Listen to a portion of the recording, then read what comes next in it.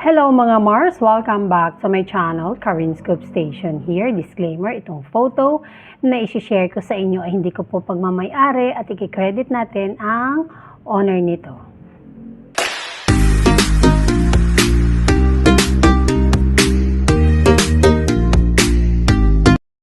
Without further ado, let's start! Ano ba to? 43 minutes ago. Kakarating ko lang, galing sa labas, may binili.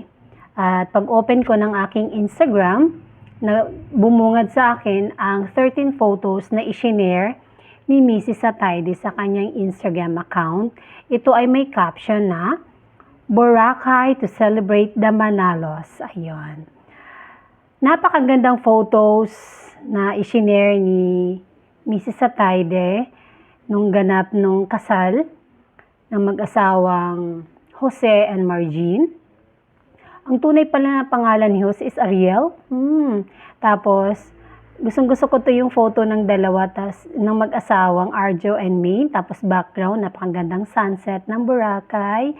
Beautiful place, beautiful island. And ito pa yung photo sa kasama ang mag-asawang Christine and Oyo at si Chami. Tapos sunset ulit. And then may photos dito silang lima, si Shara, si Christine na napakaganda, and of course, the Julian Santos and Chami and Min, na lahat po sila ay nakapang beach attire. Tapos yung solo niya na napakagandang clouds, and then the food, sarap nito, bone marrow, then bread. Tapos another photos ng mag-asawa after the wedding, napaka-sweet. Tapos yung huli ay yung mag-asawang, the newlywed, Jose and Marjean. Napakaganda at napaka-saya ng occasion. And mga Mars, sa wedding ni Jose and Marjean ay nandun din po si Miles Ocampo at si Elijah Canlas. So, sila po,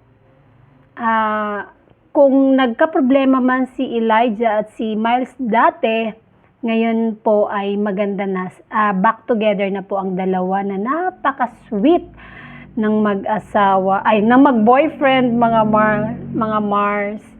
Na isama ko kasi yung sweetness ni Arjo and ni Maine.